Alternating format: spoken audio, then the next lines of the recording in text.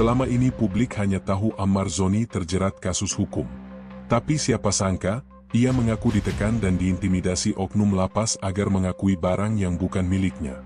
Ketika semua dibongkar di ruang sidang, siapa sebenarnya pelaku, dan siapa yang hanya dijadikan tumbal? Sebelum kita lanjut ceritanya, jangan lupa ya like dan subscribe channel Saka Bercerita. Jangan lupa menulis asal daerah kalian di kolom komen, supaya kita lebih kenal dan dekat. Silakan duduk yang nyaman karena ceritanya baru dimulai. Let's go! Aku berdiri di lorong pengadilan dengan kedua tangan terborgol. Besi dingin itu menekan pergelangan tanganku, tetapi yang terasa lebih berat justru tatapan orang-orang yang menunggu di balik pintu ruang sidang. Mereka tidak mengenalku secara utuh, namun seolah telah hafal siapa aku, apa dosaku, dan bagaimana akhir kisahku. Namaku disebut berulang kali di luar sana, bukan sebagai manusia, melainkan sebagai kasus. Aku menarik napas panjang. Udara pagi terasa kering di tenggorokan. Di kepalaku, hanya satu kalimat yang berputar tanpa henti, hari ini aku harus bicara. Bukan sebagai aktor, bukan sebagai sosok publik, melainkan sebagai seseorang yang telah terlalu lama dipaksa diam. Langkah kakiku menggema di lantai marmer ketika petugas mengiringiku masuk. Suara itu terasa memantul ke dadaku sendiri. Di bangku pengunjung, wajah-wajah asing bercampur dengan lensa kamera. Beberapa menatap penuh rasa ingin tahu, sebagian lain memandangku seolah aku telah melakukan kejahatan yang tidak terampuni. Tidak ada ruang bagi prasangka yang netral. Semua sudah punya kesimpulan masing-masing. Aku duduk di kursi terdakwa. Kayunya keras, punggungnya dingin. Dari tempatku, aku bisa melihat hakim yang sebentar lagi akan memutuskan arah hidupku. Di hadapannya, berkas-berkas tebal tersusun rapi. Di dalamnya, tertulis namaku berkali-kali. Namun anehnya, di sana tidak ada rasa takut, tidak ada cerita tentang tekanan, dan tidak ada jeritan yang pernah aku telan sendirian. Sejak awal, aku tahu persidangan ini bukan sekadar soal benar atau salah. Ini tentang siapa yang didengar, dan siapa yang sengaja dibungkam. Ketika palu hakim diketukkan, ruangan mendadak hening. Suara itu seperti tanda dimulainya sebuah penghakiman yang sebenarnya telah berjalan jauh sebelum aku duduk di sini. Aku menatap lurus ke depan, berusaha menjaga wajahku tetap tenang. Tetapi di dalam dada, jantungku berdetak tak beraturan. Aku teringat hari ketika namaku pertama kali disebut sebagai tersangka. Saat itu, aku masih percaya sistem akan bekerja sebagaimana mestinya. Aku pikir, jika aku jujur dan kooperatif, kebenaran akan menemukan jalannya sendiri. Aku keliru. Sangat keliru. Hari-hari di balik jeruji bukan hanya soal kehilangan kebebasan. Itu adalah proses pelan-pelan mengikis keberanian. Aku dipindahkan ke Nusa Kambangan, tempat di mana waktu seolah berhenti, dan suara manusia seringkali kalah oleh bunyi pintu besi. Di sana, aku belajar bahwa tidak semua tekanan datang dalam bentuk pukulan. Sebagian datang lewat kata-kata yang diucapkan pelan, namun menyisakan ketakutan yang panjang. Namun hari ini, aku tidak lagi berada di sana. Aku dipindahkan ke lapas Cipinang. Perpindahan itu seperti membuka celah kecil dalam tembok yang selama ini mengurungku. Untuk pertama kalinya, aku bisa menghadiri sidang secara langsung. Untuk pertama kalinya, aku bisa menatap hakim dan mengatakan apa yang sebenarnya terjadi. Hakim mempersilakan jaksa membacakan dakwaan. Aku mendengarkan setiap kalimat dengan saksama. Tuduhan demi tuduhan terdengar rapi, seolah telah disusun tanpa celah. Barang bukti disebutkan, kronologi dibacakan, dan kesimpulan ditarik dengan percaya diri. Di telingaku, semua terdengar asing. Bukan karena aku tidak mengerti, tetapi karena cerita itu tidak sepenuhnya milikku. Aku ingin berdiri dan berkata, itu bukan seluruh kebenarannya. Tetapi aku tahu, waktuku belum tiba. Ketika giliran pengacaraku berbicara, aku menunduk sejenak. Tanganku mengepal perlahan. Aku merasakan keringat di telapak tangan, bukan karena takut, melainkan karena marah yang tertahan.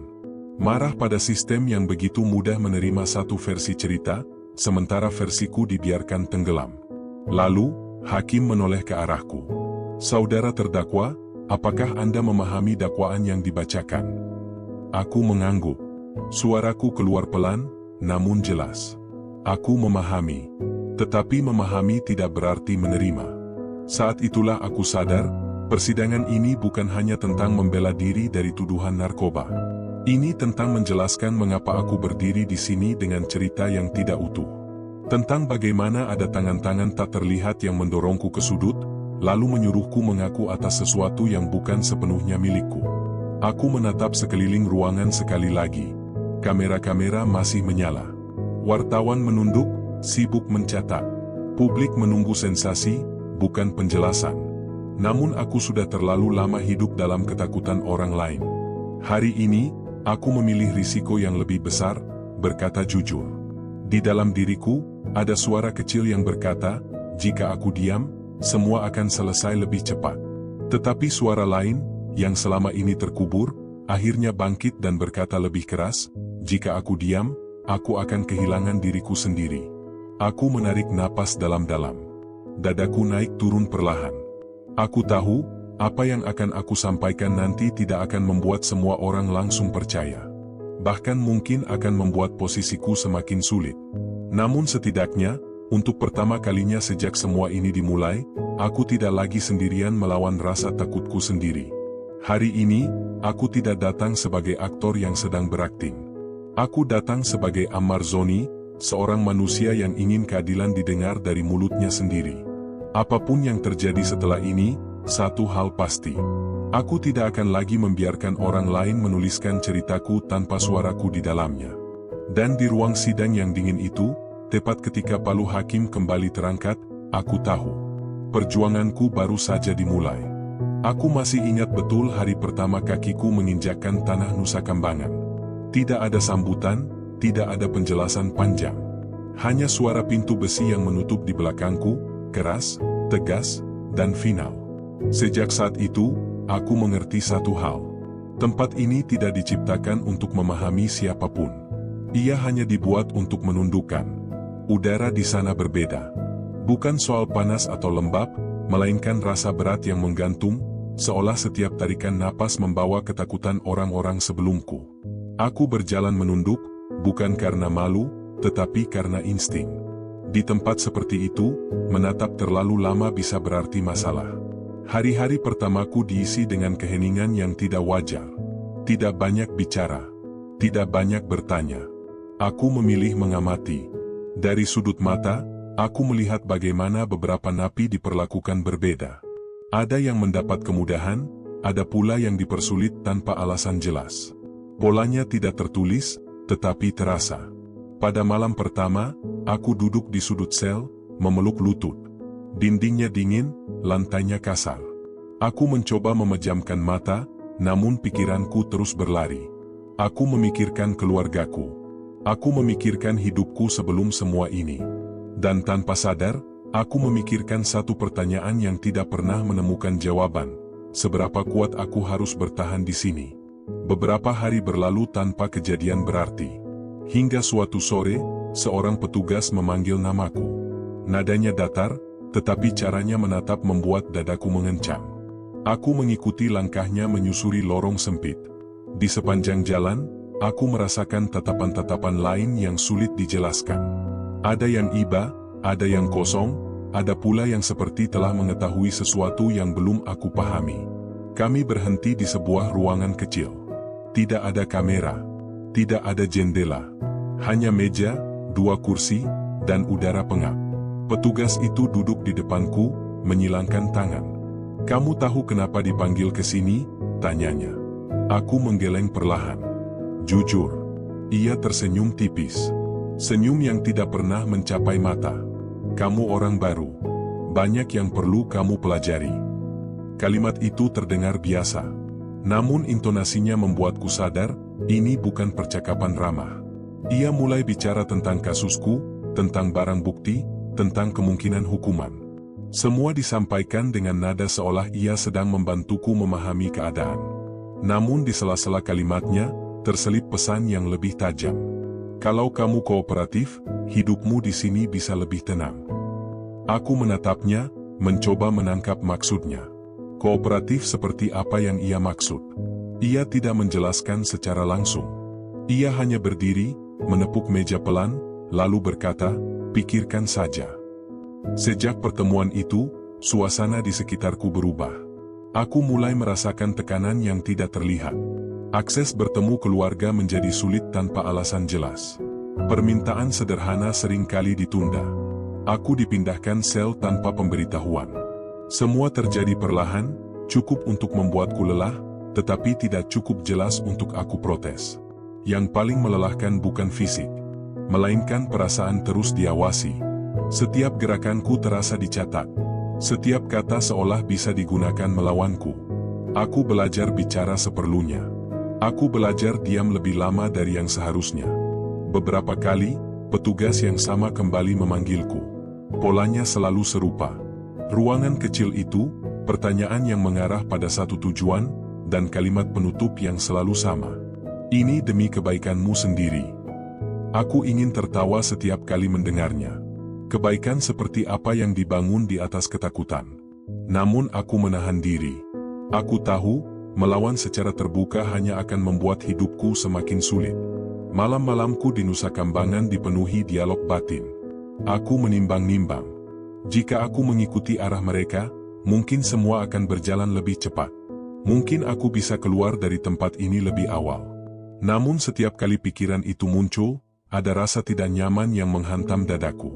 Seolah aku sedang diminta mengorbankan sesuatu yang lebih berharga dari kebebasan. Harga diri. Aku mulai menulis di kepalaku sendiri. Mengingat detail. Waktu. Nada bicara. Sikap. Aku tidak tahu untuk apa, tetapi instingku berkata, suatu hari semua ini akan berarti. Suatu malam, ketika hujan turun deras, aku duduk menatap dinding sel. Suara tetesan air bercampur dengan langkah petugas yang berpatroli. Dalam kesunyian itu, aku akhirnya mengakui sesuatu pada diriku sendiri. Aku takut. Sangat takut. Bukan pada hukuman, melainkan pada kemungkinan bahwa kebenaran bisa terkubur begitu saja. Namun di balik ketakutan itu, tumbuh satu tekad kecil. Aku tidak tahu kapan, tidak tahu bagaimana, tetapi aku tahu aku harus bertahan. Bukan dengan kekerasan, bukan dengan teriakan, melainkan dengan kesadaran penuh bahwa apa yang aku alami ini nyata. Hari demi hari berlalu. Tekanan tidak berhenti, tetapi aku belajar menghadapinya. Aku belajar bahwa diam bukan berarti menyerah. Kadang, diam adalah cara untuk menyusun keberanian. Dan tanpa kusadari, Nusa Kambangan bukan hanya tempat aku ditahan. Ia menjadi saksi pertama dari sesuatu yang kelak akan aku ucapkan di hadapan hakim. Tentang bagaimana kekuasaan bisa menyentuh seseorang tanpa meninggalkan bekas di tubuh, tetapi menghantam keras ke dalam jiwa. Saat aku akhirnya dipindahkan ke Cipinang, aku menoleh sekali ke arah bangunan itu. Tidak ada rasa lega yang berlebihan. Hanya satu janji dalam hati.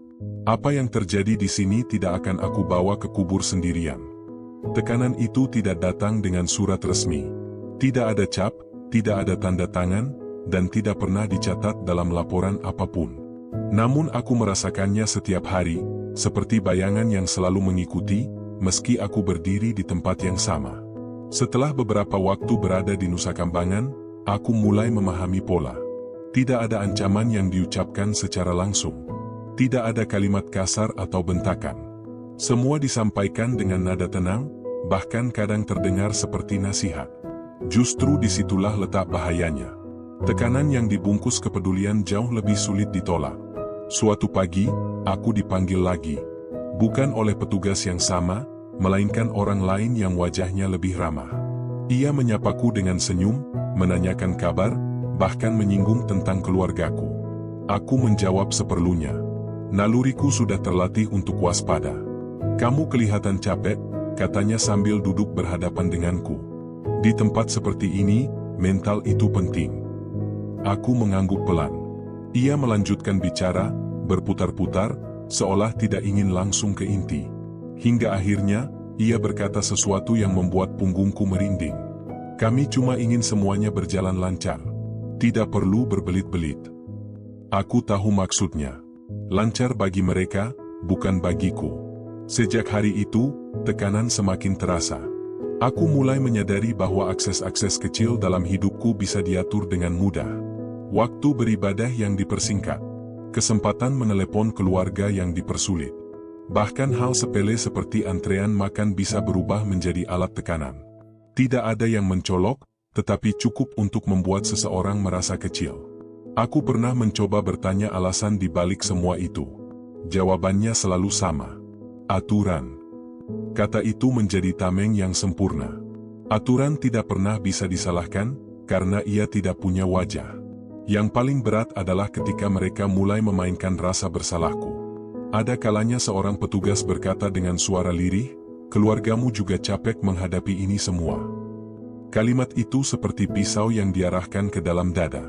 Aku memikirkan orang-orang yang kucintai, wajah-wajah yang selalu menunggu kabar dariku. Aku tahu, tekanan bukan hanya diarahkan padaku, tetapi juga pada mereka. Aku mulai sulit tidur. Setiap malam, pikiranku dipenuhi kemungkinan terburuk. Jika aku tidak mengikuti kemauan mereka, apa yang akan terjadi? Jika aku tetap bertahan, seberapa lama aku sanggup?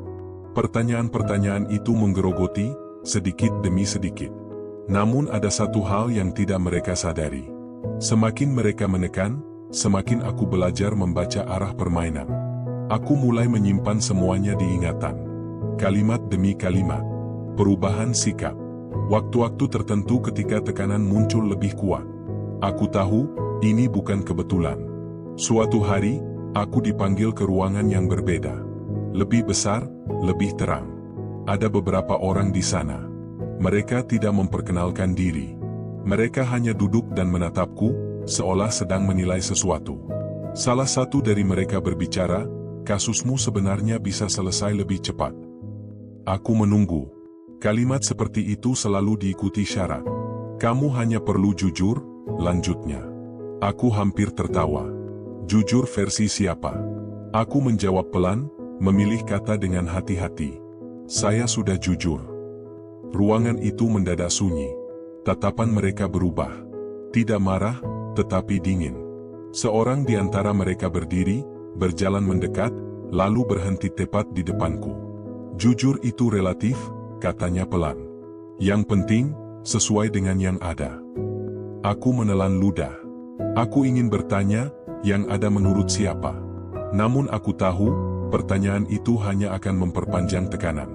Setelah pertemuan itu, aku dipindahkan sel lagi. Kali ini ke tempat yang lebih sempit. Tidak ada penjelasan. Aku menerima dengan diam. Tetapi di dalam hati, ada sesuatu yang mulai mengeras. Rasa takutku perlahan berubah bentuk.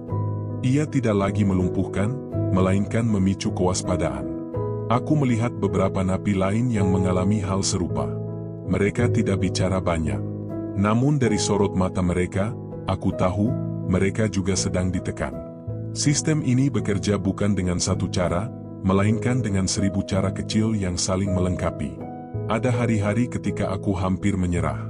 Ketika aku duduk sendirian, menatap lantai, dan bertanya pada diri sendiri, apakah semua ini sepadan? Mengapa harus aku yang menghadapi ini? Mengapa kejujuran terasa begitu mahal? Namun setiap kali pikiran itu datang, aku kembali mengingat satu hal. Jika aku menyerah sekarang, maka semua tekanan ini akan berhasil. Bukan hanya padaku, tetapi pada siapapun yang datang setelahku. Aku mulai berbicara pada diriku sendiri dalam hati. Menguatkan, meski suaranya kecil. Aku berkata, "Bertahanlah sedikit lagi. Aku tidak tahu apa yang akan terjadi esok hari. Tetapi aku tahu, selama aku masih memegang kebenaran versiku sendiri, mereka belum sepenuhnya menang." Tekanan tanpa tanda tangan itu terus berlangsung. Ia tidak meninggalkan luka yang bisa difoto. Tidak ada bukti yang bisa langsung ditunjukkan. Namun ia nyata. Ia hidup dalam ketidakpastian, dalam ketakutan yang dipelihara dengan sengaja. Dan di tengah semua itu, aku mulai memahami satu kenyataan pahit. Melawan sistem seperti ini tidak bisa dengan amarah. Ia harus dengan kesabaran yang panjang, dan keberanian yang tidak meledak-ledak, tetapi konsisten. Aku tidak tahu kapan aku akan berbicara. Aku tidak tahu bagaimana caranya. Namun satu hal sudah pasti.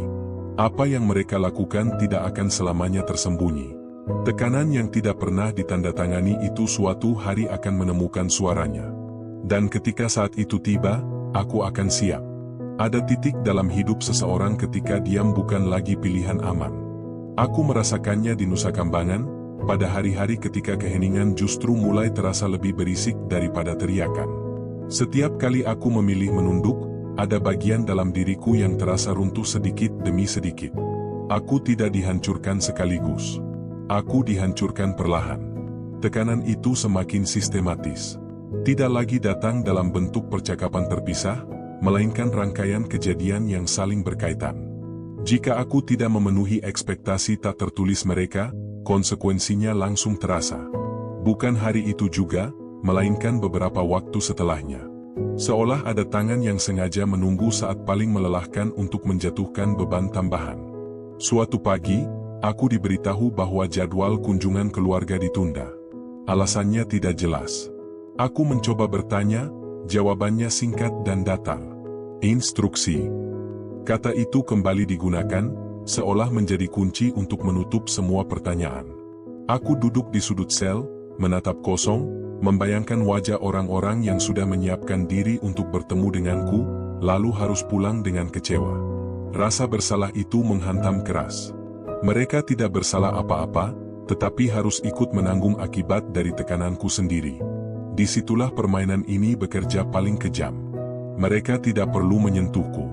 Mereka cukup menyentuh orang-orang yang kucintai. Aku dipanggil lagi. Kali ini suasananya berbeda. Tidak ada basa-basi. Tidak ada senyum. Petugas yang duduk di depanku menatapku lama sebelum bicara.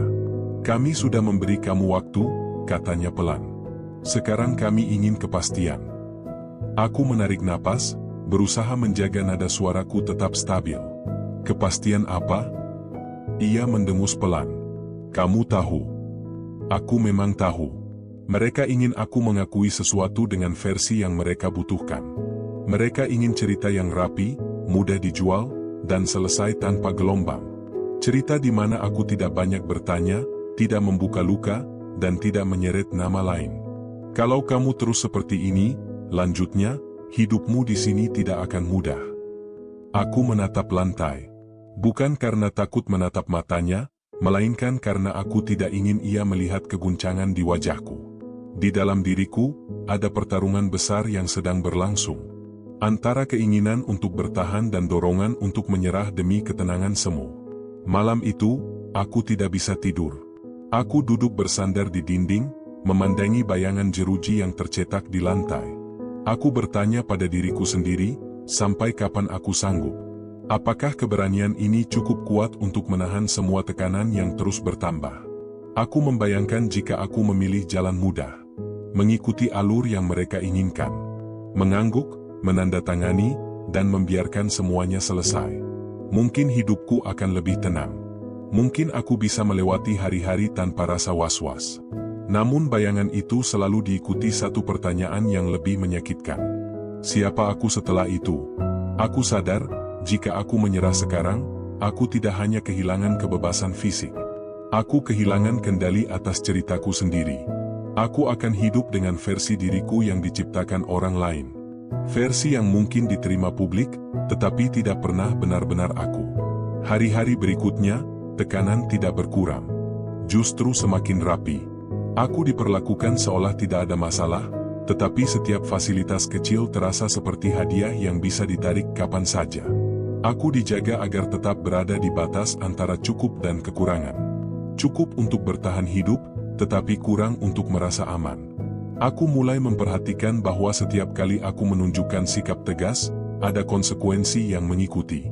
Dan setiap kali aku diam lebih lama, situasi sedikit melunak. Mereka ingin aku belajar pola itu. Mereka ingin aku terbiasa menukar kejujuran dengan kenyamanan. Namun ada satu hal yang tidak bisa mereka atur. Pikiranku. Aku mulai menyusun ulang semuanya dalam kepala. Aku memutar ulang setiap pertemuan, setiap kalimat, setiap perubahan sikap. Aku sadar, tekanan ini bukan kebetulan. Ini dirancang. Dan sesuatu yang dirancang selalu punya celah. Pada suatu sore, aku dipanggil tanpa pemberitahuan.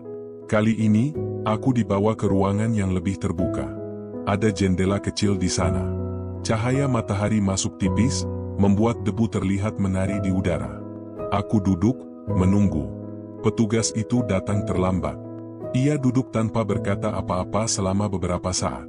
Lalu, dengan suara datar, ia berkata, "Ini kesempatan terakhirmu." Kalimat itu tidak diucapkan dengan nada marah. Justru terlalu tenang. Dan ketenangan itu jauh lebih menakutkan. Aku mengangkat kepala, menatapnya langsung. Untuk pertama kalinya, aku tidak menunduk. Dadaku bergetar, tetapi aku memaksakan diriku untuk tetap tegak. "Saya tidak punya cerita lain," kataku pelan. "Yang saya punya hanya kebenaran saya." Ia menatapku lama, seolah mencoba mencari retakan. Tidak ada jawaban darinya. Ia berdiri, lalu pergi begitu saja.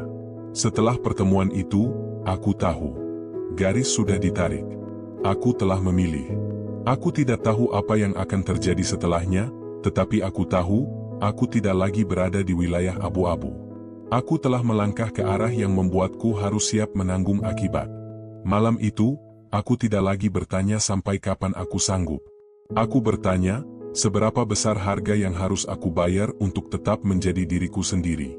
Dan untuk pertama kalinya sejak berada di Nusa Kambangan, aku tidak merasa hancur oleh diamku. Aku merasa utuh oleh pilihanku. Aku mungkin masih terkurung. Aku mungkin masih ditekan. Namun satu hal tidak bisa mereka ambil. Keputusan untuk tidak menyerah pada cerita yang bukan milikku. Disitulah aku mengerti. Diam bisa menyelamatkan tubuh, tetapi hanya keberanian yang bisa menyelamatkan jiwa. Perpindahanku ke Lapas Cipinang tidak langsung menghadirkan rasa aman. Ia hanya mengubah bentuk tekanan. Jika di Nusa Kambangan tekanan datang lewat ruang sempit dan sunyi yang panjang, di sini tekanan hadir lewat keteraturan yang terasa terlalu rapi. Semua berjalan sesuai prosedur, tetapi justru disitulah aku merasa diawasi lebih ketat. Aku mulai menghadapi persidangan dengan ritme yang pasti. Jadwal ditentukan, berkas disiapkan, dan saksi-saksi mulai dipanggil. Dari balik ruang tunggu, aku mendengarkan nama-nama yang akan memberikan keterangan. Sebagian terdengar asing, sebagian lagi hanya aku kenal dari lembaran berita. Tidak satu pun dari mereka pernah berada di tempat ketika tekanan itu terjadi. Ketika aku memasuki ruang sidang, suasananya berbeda dari hari pertama. Aku sudah lebih terbiasa dengan tatapan publik. Namun kali ini, ada sesuatu yang mengganjal. Aku merasa sedang menyaksikan sebuah pertunjukan yang naskahnya telah disiapkan rapi, sementara aku ditempatkan sebagai pemeran yang harus mengikuti alur. Saksi pertama maju. Ia berbicara dengan lancar, menyebut waktu, lokasi, dan barang bukti. Kalimatnya teratur, nyaris tanpa jeda. Aku mendengarkan dengan saksama, mencoba mencocokkan ceritanya dengan ingatanku sendiri. Tidak cocok. Ada bagian-bagian yang terasa dipaksakan, ada pula detail yang terlalu sempurna. Aku ingin bertanya, ingin menyela, tetapi aku menahan diri. Aku tahu, setiap reaksi emosional akan dibaca sebagai kelemahan. Aku harus tetap tenang, meski dadaku terasa sesak. Saksi berikutnya maju. Ceritanya serupa, dengan variasi kecil yang seolah hanya dibuat agar terdengar alami. Aku mulai memahami pola ini. Mereka tidak benar-benar bercerita tentang apa yang mereka alami. Mereka mengulang apa yang telah disepakati untuk diucapkan. Ketika pengacaraku diberi kesempatan bertanya, aku mencondongkan badan sedikit. Aku ingin mendengar apakah ada celah.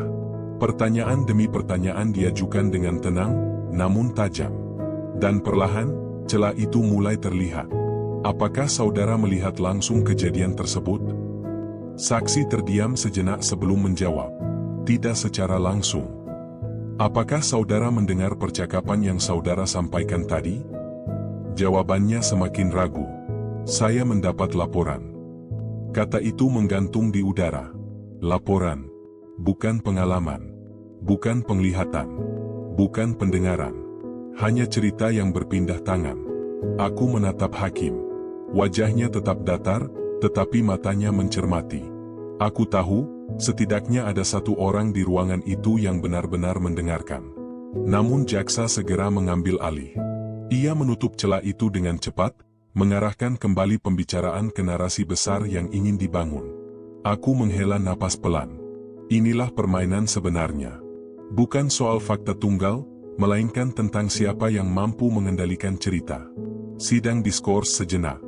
Aku kembali ke kursi tunggu. Tanganku bergetar ringan, bukan karena takut, melainkan karena emosi yang tertahan. Aku merasa sedang diadili oleh orang-orang yang tidak pernah benar-benar mendengarkanku. Di sela waktu itu, pikiranku kembali pada hari-hari di Nusa Kambangan. Pada ruangan kecil tanpa jendela.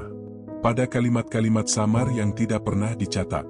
Semua itu terasa jauh dari ruang sidang yang terang dan penuh aturan. Namun justru di sanalah akar dari semua ini berada. Sidang dilanjutkan. Saksi lain kembali dipanggil. Kali ini, ia berbicara dengan lebih berhati-hati. Mungkin ia menyadari adanya keraguan di sidang sebelumnya. Namun kehati-hatian itu justru membuat ceritanya terdengar kaku. Seolah ia sedang mengingat teks, bukan pengalaman. Aku menunduk sejenak, lalu mengangkat kepala. Ada perasaan aneh yang muncul. Bukan putus asa, melainkan kesadaran. Mereka mungkin menguasai prosedur, tetapi mereka tidak menguasai kebenaran yang aku alami sendiri.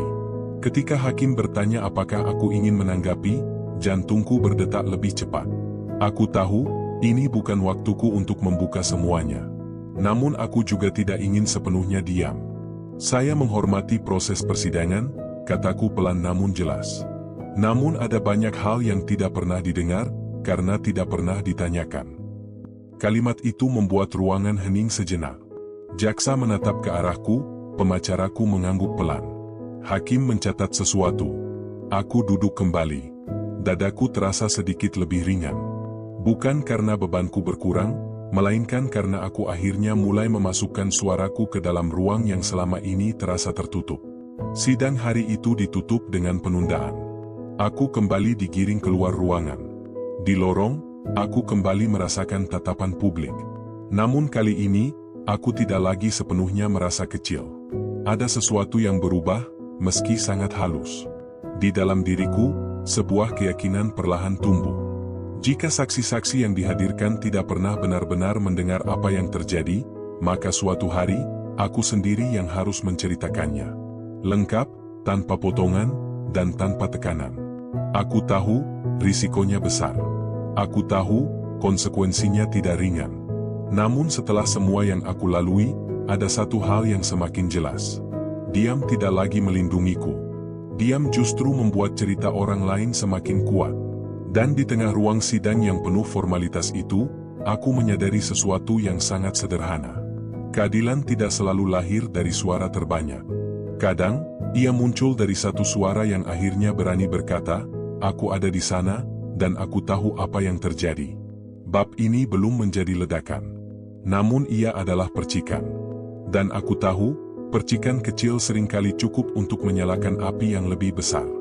Hari persidangan berikutnya terasa berbeda sejak aku membuka mata. Ada rasa berat yang tidak bisa dijelaskan, seperti firasat yang menekan dada sejak pagi. Aku duduk di ruang tahanan sementara, menatap lantai, mendengarkan suara langkah petugas yang lalu lalang di luar. Semua terdengar biasa. Terlalu biasa. Justru itu yang membuatku waspada. Aku tahu, apa yang akan terjadi hari ini tidak akan sama dengan sidang-sidang sebelumnya. Aku sudah terlalu lama menahan cerita ini di dalam kepala. Terlalu lama membiarkan ketakutan mengatur kapan aku boleh bicara. Dan hari ini, rasa takut itu tidak lagi mendominasi. Ia masih ada, tetapi tidak lagi memegang kendali. Ketika aku memasuki ruang sidang, aku langsung merasakan perubahan suasana. Tatapan hakim lebih tajam dari biasanya. Jaksa terlihat lebih serius, membuka berkas dengan gerakan cepat. Pengacaraku menoleh ke arahku, matanya seolah bertanya, "Apakah kamu siap?" Aku menjawabnya dengan anggukan kecil. Sidang dibuka. Saksi kembali dipanggil. Namun kali ini, pertanyaannya mulai menyentuh wilayah yang selama ini dibiarkan samar. Waktu, lokasi, proses. Aku mendengarkan dengan seksama. Ada bagian yang tidak sinkron. Ada jeda-jeda aneh dalam jawaban. Dan disitulah aku sadar, celah itu semakin terbuka. Ketika giliranku diminta memberikan tanggapan, aku berdiri perlahan. Kakiku sedikit gemetar, tetapi aku memaksakan diri untuk tetap tegak. Aku menatap hakim, lalu mengalihkan pandangan ke arah jaksa. Untuk sesaat, ruangan itu terasa sangat sunyi. Saya ingin menjelaskan sesuatu, kataku. Suaraku tidak keras, tetapi jelas. Aku memilih setiap kata dengan hati-hati, seperti orang yang berjalan di atas lantai rapuh. Aku tahu, satu kesalahan kecil bisa menjatuhkan segalanya. Ada banyak hal yang tidak tercatat dalam berkas perkara, lanjutku. Bukan karena tidak terjadi, tetapi karena tidak pernah dianggap penting. Hakim menatapku tanpa menyela. Aku melanjutkan. Selama saya berada di dalam lapas, ada tekanan yang tidak pernah dituangkan dalam bentuk laporan. Tidak ada berita acara. Tidak ada saksi resmi. Namun tekanan itu nyata, dan berlangsung berulang. Aku merasakan udara di ruangan itu berubah. Beberapa orang di bangku pengunjung mulai bergerak gelisah. Jaksa mencondongkan badan ke depan, seolah bersiap memotong pembicaraanku. Namun hakim mengangkat tangan, memberi isyarat agar aku melanjutkan. Aku menelan ludah. Inilah titik yang selama ini aku hindari. Tekanan itu datang dari oknum, kataku pelan, namun tegas. Orang-orang yang seharusnya menjaga, bukan mengarahkan. Kata oknum menggantung di udara seperti benda tajam. Aku tidak menyebut nama. Belum. Namun aku tahu, mereka yang merasa terlibat akan langsung memahami arah ucapanku. Aku menjelaskan bagaimana tekanan itu bekerja. Tanpa emosi berlebihan. Tanpa tuduhan liar. Aku menceritakan pola. Waktu-waktu tertentu ketika aku dipanggil. Situasi ketika akses keluargaku dipersulit. Kalimat-kalimat ambigu yang selalu berujung pada satu harapan, agar aku mengikuti versi yang sudah disiapkan. Aku berhenti sejenak. Dadaku naik turun. Aku bisa merasakan jantungku berdetak sampai ke telinga. Namun aku tidak mundur. Ada nama-nama yang tidak pernah dicatat, kataku lagi. Karena jika dicatat, maka sistem harus mengakui bahwa ada yang salah di dalamnya. Hakim mencatat. Pena bergerak perlahan di atas kertas. Aku melihatnya. Itu memberi sedikit keberanian tambahan. Jaksa akhirnya menyela. Nadanya tegas, mencoba mengembalikan kendali. Ia mempertanyakan relevansi ceritaku, meminta agar aku fokus pada pokok perkara. Aku mendengarkan, lalu menjawab dengan tenang. Justru ini pokok perkara bagi saya, kataku. Karena barang bukti dan pengakuan tidak bisa dilepaskan dari proses bagaimana semua itu terjadi. Ruangan kembali hening. Kali ini lebih lama. Aku tahu, aku telah menyentuh sesuatu yang sensitif. Aku tahu, sejak kalimat itu keluar dari mulutku, aku tidak bisa lagi menariknya kembali. Hakim menatapku lama sebelum bertanya, apakah saudara memiliki dasar atas pernyataan ini? Pertanyaan itu menghantam langsung ke dadaku. Inilah momen yang menentukan. Aku bisa memilih aman, menjawab normatif, dan berhenti sampai di sini. Atau aku bisa melangkah lebih jauh, dengan risiko yang jauh lebih besar. Aku menarik napas dalam-dalam. Saya memiliki ingatan yang utuh, jawabku. Dan saya memiliki keberanian untuk mempertanggungjawabkannya. Jawaban itu mungkin terdengar sederhana. Namun di dalamnya, ada seluruh perjalanan yang telah aku lewati. Dari lorong sempit Nusa Kambangan hingga ruang sidang yang dingin ini. Sidang diskurs. Aku duduk kembali. Tanganku bergetar hebat sekarang. Bukan karena ragu, melainkan karena aku sadar, aku baru saja membuka pintu yang selama ini ditutup rapat. Di ruang tunggu, aku menunduk, mencoba menenangkan diri. Pengacaraku mendekat, berbisik agar aku tetap fokus. Aku mengangguk. Aku tahu, apa yang aku lakukan barusan akan memicu reaksi. Tidak semua orang akan senang. Dan benar saja. Saat sidang dilanjutkan, suasana menjadi lebih kaku. Pertanyaan-pertanyaan diarahkan padaku dengan nada lebih tajam. Seolah ada upaya untuk membuatku goyah. Namun justru disitulah aku merasa paling sadar. Aku tidak lagi bicara sebagai terdakwa yang terpojok. Aku bicara sebagai seseorang yang mengetahui persis bagaimana tekanan itu dibangun, sedikit demi sedikit, sampai seseorang hampir kehilangan dirinya sendiri. Ketika sidang hari itu ditutup, aku kembali digiring keluar. Di lorong, aku merasakan sesuatu yang belum pernah aku rasakan sebelumnya. Ketakutan, ya. Tetapi juga kelegaan. Aku akhirnya mulai menyebutkan apa yang selama ini hanya hidup di kepalaku. Aku tahu, setelah hari ini, hidupku tidak akan lebih mudah. Mungkin justru sebaliknya. Namun satu hal sudah pasti. Nama-nama yang selama ini tidak pernah dicatat telah mulai mendapatkan ruangnya. Dan aku berdiri tepat di tengah badai yang baru saja aku panggil sendiri. Setelah sidang hari itu, aku tidak langsung kembali ke sel. Aku duduk di ruang tahanan sementara lebih lama dari biasanya. Pintu besi tertutup, langkah petugas menjauh, dan aku kembali sendirian dengan pikiranku. Namun kali ini, kesunyian itu tidak lagi menekan. Ia justru terasa seperti ruang terakhir sebelum sebuah pengakuan besar. Aku tahu, apa yang telah aku ucapkan di ruang sidang sebelumnya bukan sekadar pernyataan. Itu adalah tanda. Dan tanda selalu mengundang konsekuensi. Aku bisa merasakannya dari cara beberapa petugas menatapku. Tidak lagi datar. Ada ketegangan yang tidak disembunyikan. Malam itu, aku hampir tidak tidur. Bukan karena takut, melainkan karena pikiranku bekerja tanpa henti. Aku menimbang satu keputusan yang sejak lama tertahan di dadaku. Tentang sesuatu yang selama ini aku simpan, bukan karena ingin melindungi siapapun, tetapi karena aku ingin memastikan waktunya tepat. Aku mengingat kembali hari ketika barang itu pertama kali muncul dalam hidupku. Bukan di tanganku. Bukan di sakuku. Bukan pula dalam penguasaanku. Ia datang sebagai sesuatu yang sudah diputuskan akan melekat padaku. Saat itu, aku masih berada di Nusa Kambangan. Aku dipanggil secara mendadak. Ruangan yang sama. Meja yang sama. Namun wajah-wajah di depanku berbeda. Ada keseriusan yang tidak pernah aku lihat sebelumnya. Tidak ada basa-basi. Tidak ada senyum tipis. Salah satu dari mereka berkata, "Kami menemukan sesuatu." Kalimat itu terdengar sederhana. Namun aku tahu, di tempat seperti itu, kata menemukan bisa berarti apa saja. Aku diminta duduk. Mereka tidak menunjukkan apapun saat itu. Mereka hanya menjelaskan, dengan nada datar, bahwa ada barang yang dikaitkan denganku. Barang yang, menurut mereka, akan memperkuat cerita yang selama ini ingin mereka dengar dariku.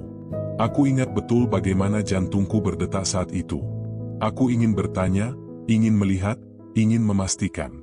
Namun aku tahu, semakin banyak aku bicara, semakin besar tekanan yang akan datang. "Kamu tidak perlu khawatir," kata salah satu dari mereka. "Semua bisa diatur."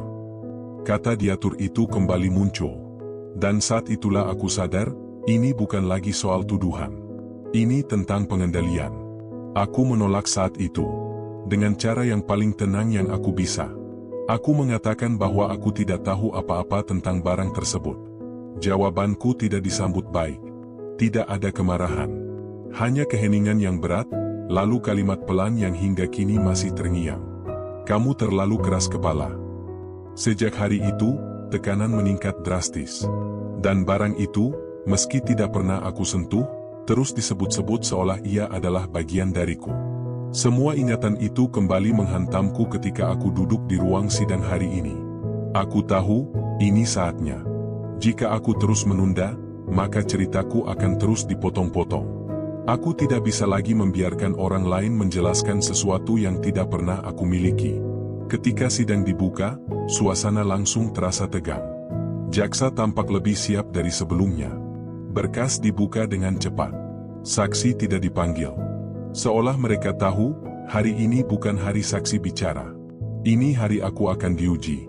Hakim menoleh ke arahku. "Saudara terdakwa, apakah Anda ingin melanjutkan pernyataan Anda sebelumnya?" Aku berdiri. Kali ini tanpa ragu. Kakiku mantap menapak lantai.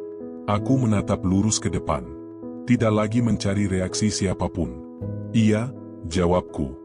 "Saya ingin menjelaskan tentang barang bukti yang selama ini diarahkan kepada saya." Ruangan mendadak hening. Kamera-kamera berhenti bergerak sejenak. Aku bisa merasakan semua mata tertuju padaku. "Ada satu hal yang harus saya tegaskan," kataku. "Barang itu bukan milik saya. Tidak pernah menjadi milik saya." Jaksa langsung berdiri, menyela. Nadanya tinggi, mencoba memotong alur. Namun hakim kembali mengangkat tangan, memberi isyarat agar aku melanjutkan. Aku menarik napas panjang. Inilah titik tanpa kembali. Barang itu muncul dalam situasi yang tidak pernah saya kendalikan, lanjutku. Dan sejak awal, saya diberi tekanan agar menerima narasi bahwa barang tersebut adalah bagian dari kesalahan saya. Aku mulai menjelaskan secara rinci, bukan tentang bentuk barang, bukan tentang detail teknis, melainkan tentang proses, tentang bagaimana aku dipanggil, tentang bagaimana pembicaraan diarahkan, tentang bagaimana diam dijadikan alat, dan ketakutan dipelihara agar seseorang mau mengalah. Ada pihak-pihak yang memiliki akses penuh, kataku. Akses yang tidak saya miliki sebagai warga binaan. Kalimat itu seperti ledakan kecil. Beberapa orang di ruang sidang mulai berbisik. Aku bisa melihat perubahan raut wajah hakim. Ia tidak lagi sekadar mendengarkan. Ia mencermati. Aku melanjutkan, lebih pelan, namun lebih tajam. Jika barang itu benar-benar milik saya, maka tidak perlu ada tekanan. Tidak perlu ada arahan. Tidak perlu ada ketakutan yang ditanamkan. Aku berhenti sejenak. Suaraku sedikit bergetar, tetapi aku tidak mundur. Yang ada justru sebaliknya, kataku. Ada upaya sistematis agar saya menerima sesuatu yang sejak awal bukan milik saya. Ruangan terasa membeku. Aku tahu, apa yang aku katakan telah melampaui batas aman. Aku tidak lagi sekadar membela diri. Aku sedang membuka kemungkinan adanya penyalahgunaan kekuasaan di tempat yang seharusnya steril dari permainan seperti ini. Jaksa mencoba menggiring pembicaraan kembali ke jalur formal. Ia mempertanyakan konsistensi ucapanku. Ia menyinggung mengapa aku baru bicara sekarang. Aku mendengarkan, lalu menjawab dengan tenang. Karena keberanian tidak datang sekaligus, kataku. Ia datang setelah seseorang kehabisan ruang untuk diam. Hakim kembali mencatat. Kali ini lebih lama. Pena bergerak cepat. Aku tahu, setiap kata kini memiliki bobot yang berbeda. Ketika sidang ditunda, aku duduk kembali. Tubuhku terasa lelah luar biasa. Namun di balik kelelahan itu, ada perasaan yang belum pernah aku rasakan sebelumnya. Lega. Bukan karena masalah selesai, melainkan karena aku akhirnya menyebutkan sesuatu yang selama ini menghantuiku. Di lorong, saat aku digiring keluar, aku melihat beberapa wajah yang sebelumnya menatapku dengan curiga, kini memandang dengan kebingungan. Aku tidak berharap simpati. Aku hanya berharap mereka mulai bertanya. Karena di titik ini, pertanyaan jauh lebih penting daripada vonis. Aku tahu, setelah hari ini, tekanan tidak akan berhenti. Mungkin justru semakin kuat. Namun aku juga tahu, cerita tentang barang yang bukan milikku kini tidak lagi hanya hidup di kepalaku. Ia telah keluar. Dan ia tidak bisa dimasukkan kembali. Aku tidak pernah membayangkan bahwa kejujuran bisa membuat sebuah ruangan terasa sedingin itu. Ruang sidang yang sebelumnya penuh suara kini seolah kehilangan udara. Tidak ada bisik-bisik. Tidak ada batu kecil. Bahkan suara kursi bergeser pun terdengar terlalu keras. Semua orang menunggu sesuatu, tetapi tidak ada yang tahu apa. Setelah aku menyampaikan pernyataan tentang barang yang bukan milikku, waktu seperti berhenti. Hakim belum mengetukkan palu. Jaksa tidak langsung berbicara. Pengacaraku pun menahan diri. Seolah setiap orang sadar, satu kalimat lagi bisa mengubah arah segalanya. Aku berdiri di tempatku, menatap lurus ke depan. Keringat dingin mengalir di punggungku. Bukan karena aku menyesal, melainkan karena aku tahu, badai yang sesungguhnya baru saja dimulai.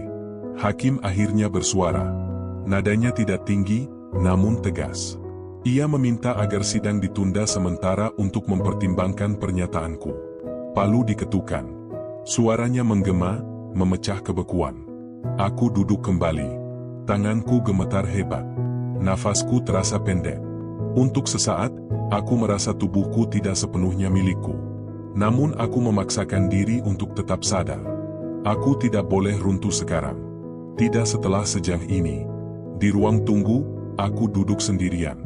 Pintu tertutup. Petugas berdiri di luar. Dari balik dinding, aku bisa mendengar langkah cepat, suara orang berbicara dengan nada ditahan, dan bunyi telepon yang berdering lalu segera dimatikan. Semua bergerak cepat. Terlalu cepat. Aku tahu, pengakuanku telah memicu sesuatu yang lebih besar dari diriku sendiri. Ini bukan lagi sekadar perkara seorang terdakwa. Ini menyentuh ranah yang lebih sensitif. Dan sistem tidak pernah suka disentuh di titik rapuhnya. Tidak lama kemudian, pemacaraku masuk. Wajahnya serius.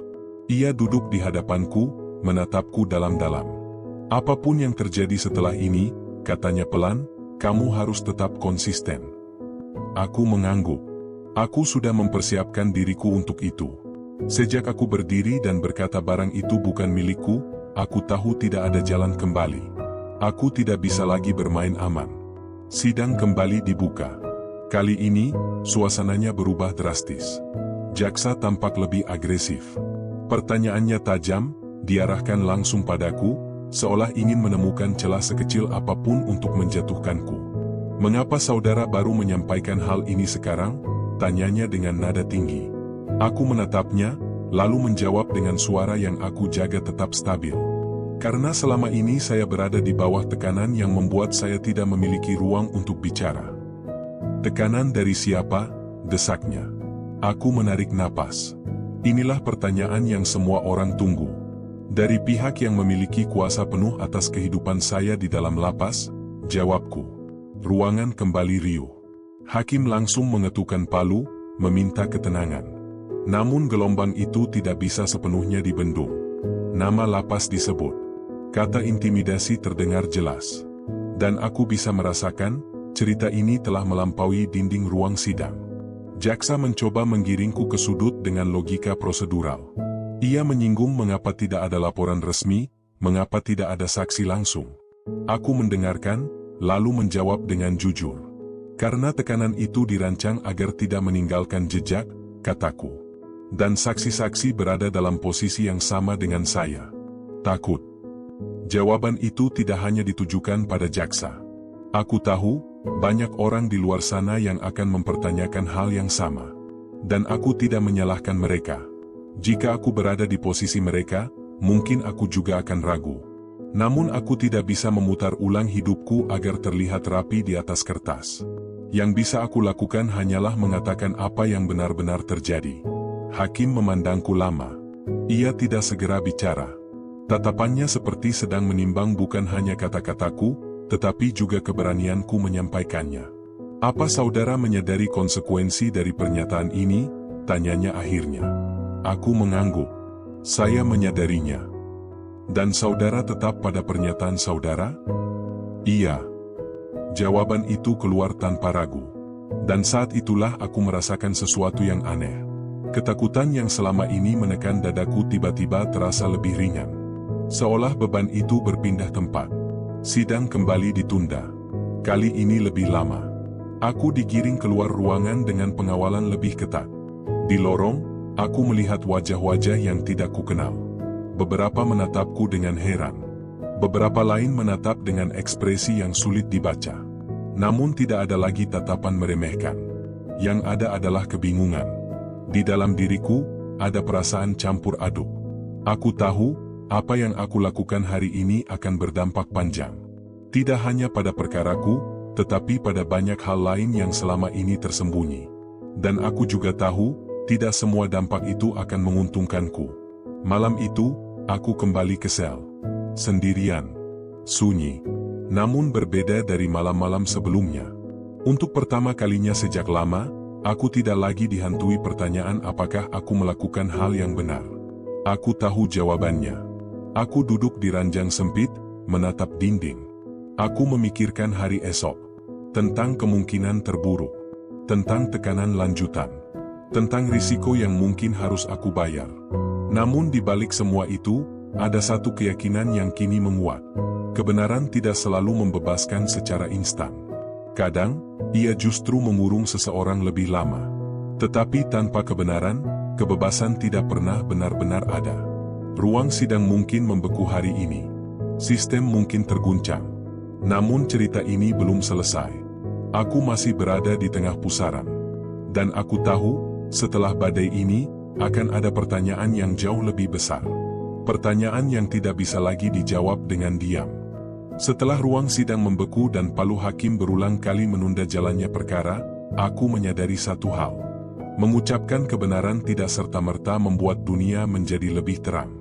Justru setelah semua terucap, bayangan-bayangan baru bermunculan, lebih panjang, lebih rumit, dan lebih sunyi.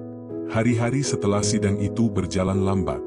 Aku kembali ke rutinitas yang sama, namun rasanya berbeda. Setiap langkah petugas, setiap pintu yang dibuka dan ditutup, terdengar lebih nyaring.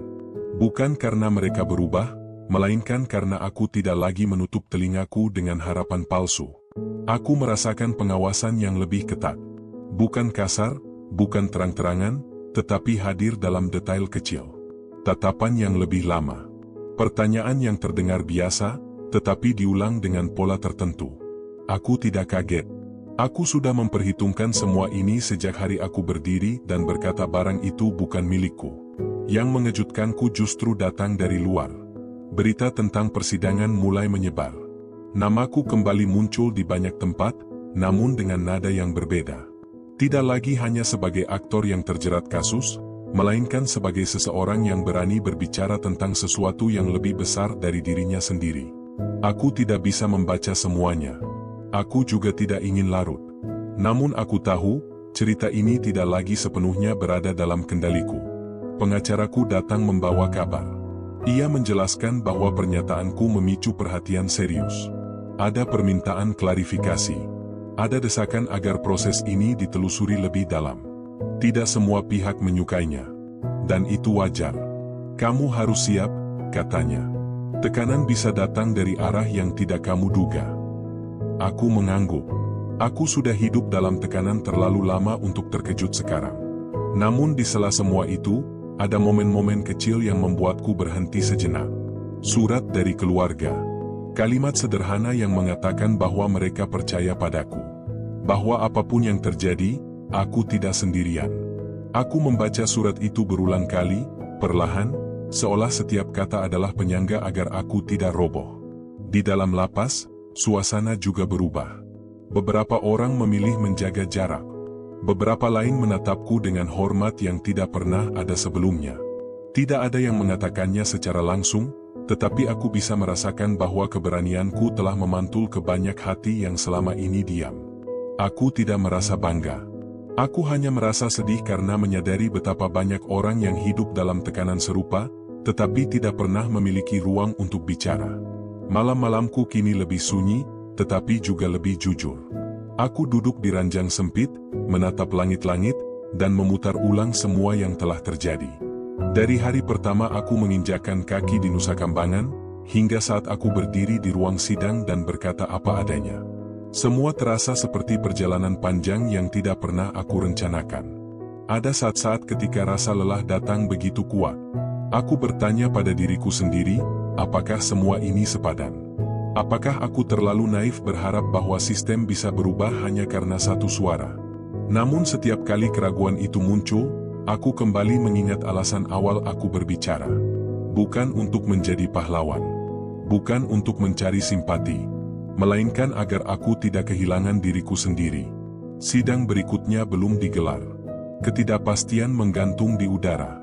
Aku tahu, proses hukum tidak bergerak dengan emosi. Ia berjalan dengan pertimbangan, kepentingan, dan banyak lapisan yang tidak terlihat. Aku tidak berharap keajaiban. Aku hanya berharap keadilan diberi ruang bernapas. Ada hari ketika aku dipanggil untuk dimintai keterangan tambahan. Pertanyaannya lebih terstruktur, lebih hati-hati. Tidak lagi mencoba menjatuhkanku, melainkan menggali. Aku menjawab semua dengan konsisten. Aku tahu, inilah ujian sebenarnya.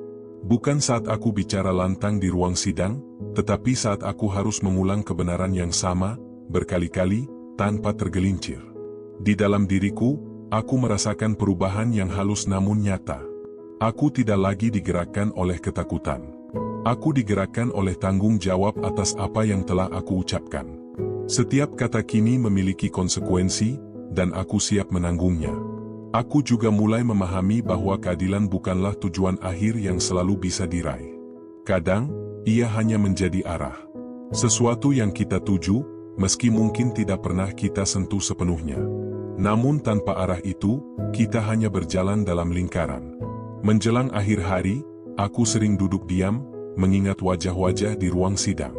Hakim yang mencermati, jaksa yang menekan, pengacaraku yang bertahan, dan diriku sendiri, berdiri dengan suara yang sempat bergetar, tetapi tidak lagi goyah. Aku tidak tahu bagaimana akhir dari semua ini. Aku tidak tahu apakah suaraku akan benar-benar mengubah apapun. Namun aku tahu satu hal dengan pasti. Setelah semua terucap, aku tidak lagi hidup dalam kebohongan yang dipelihara oleh ketakutan. Dan itu, bagi seseorang yang telah lama dikurung bukan hanya oleh tembok, tetapi juga oleh tekanan, adalah bentuk kebebasan yang pertama. Bab ini belum menutup cerita. Namun ia menandai sebuah fase baru. Fase ketika aku tidak lagi bertanya apakah aku harus bicara. Karena pertanyaan itu sudah terjawab. Yang tersisa kini hanyalah satu hal. Bagaimana dunia akan merespons kebenaran yang tidak lagi bisa ditarik kembali. Ada satu pagi ketika aku terbangun dengan perasaan yang berbeda. Bukan karena kabar baik, bukan pula karena keajaiban yang tiba-tiba turun dari langit. Perasaan itu datang karena aku menyadari sesuatu yang sederhana, tetapi selama ini sulit aku raih. Aku tidak lagi menunggu. Selama bertahun-tahun, hidupku dipenuhi kata, nanti. Nanti kebenaran terungkap. Nanti orang-orang mengerti. Nanti keadilan datang. Kata itu seperti tali panjang yang mengikat kakiku, membuatku berdiri di tempat, berharap tanpa benar-benar melangkah. Namun pagi itu, aku bangun dengan satu kesadaran utuh. Aku telah melangkah sejauh yang aku mampu. Sidang lanjutan akhirnya digelar. Ruang yang sama, bangku yang sama, dan wajah-wajah yang tak asing. Namun suasananya berubah. Tidak lagi tegang dengan ketidakpastian mentah, melainkan padat oleh kesadaran bahwa semua pihak kini membawa beban yang lebih berat. Apa yang telah aku ucapkan sebelumnya tidak bisa dihapus. Ia telah menjadi bagian dari berkas, dari catatan, dari ingatan banyak orang. Aku kembali berdiri ketika namaku dipanggil. Suaraku tidak lagi bergetar seperti sebelumnya. Bukan karena aku kebal terhadap rasa takut, tetapi karena aku sudah berdamai dengannya. Aku menjawab pertanyaan dengan tenang, terukur, dan konsisten. Tidak ada tambahan dramatis. Tidak ada pengurangan demi menyenangkan siapapun. Aku hanya menyampaikan apa adanya. Hakim mendengarkan lebih lama kali ini. Tatapannya tidak menghakimi, tidak pula melunak. Ia hanya fokus, seolah mencoba menimbang bukan hanya kata-kataku, tetapi juga keberanian di baliknya. Jaksa pun tidak seagresif sebelumnya. Tekanannya ada, namun nadanya berubah. Tidak lagi memaksa, melainkan menguji. Di momen itu, aku mengerti bahwa kebenaran memang tidak selalu menang dengan suara paling keras. Kadang, ia bertahan dengan ketenangan yang tidak goyah. Setelah sidang ditutup sementara, aku kembali ke ruang tahanan dengan langkah yang sama, tetapi hati yang berbeda. Aku tidak tahu bagaimana keputusan akhir akan dijatuhkan. Aku tidak tahu seberapa jauh pengakuanku akan memengaruhi arah perkara. Namun aku tahu, apapun hasilnya, aku tidak mengkhianati diriku sendiri. Hari-hari berikutnya diisi dengan penantian yang sunyi. Tidak ada lagi ledakan emosi seperti sebelumnya. Yang ada hanyalah proses. Pelan, berlapis, dan seringkali melelahkan. Aku belajar bahwa ketegangan tidak selalu hadir dalam bentuk bentakan atau ancaman. Kadang, ia hadir sebagai diam yang panjang. Di sela penantian itu, aku banyak merenung. Tentang hidup yang dulu aku jalani. Tentang sorotan kamera, tepuk tangan, dan pujian yang pernah terasa begitu penting. Semua itu kini tampak seperti potongan masa lalu yang jauh. Bukan karena aku membencinya, melainkan karena aku telah melihat sisi lain dari hidup yang lebih telanjang. Aku memikirkan banyak hal. Tentang sistem yang seharusnya melindungi, tetapi sering kali melukai. Tentang manusia-manusia kecil di dalamnya, yang terpaksa tunduk karena takut kehilangan segalanya. Aku bukan satu-satunya. Dan kesadaran itu membuat dadaku sesak sekaligus kuat. Suatu sore, aku menerima kabar dari pengacaraku. Ia tidak datang membawa janji manis. Ia hanya mengatakan bahwa apa yang aku lakukan telah membuka jalan. Tidak lurus, tidak mudah, tetapi nyata. Ada pemeriksaan lanjutan. Ada perhatian serius. Ada perubahan kecil yang mulai bergerak. Aku tersenyum tipis mendengarnya. Bukan karena merasa menang, melainkan karena tahu bahwa suaraku tidak hilang begitu saja di udara. Malam itu, aku duduk sendirian, memandang keluar jendela kecil yang dibatasi jeruji. Langit terlihat sama seperti kemarin, dan mungkin juga seperti esok. Namun perasaanku tidak lagi sama. Aku tidak lagi melihat jeruji sebagai akhir dari segalanya. Ia kini hanya menjadi bagian dari perjalanan yang sedang aku tempuh.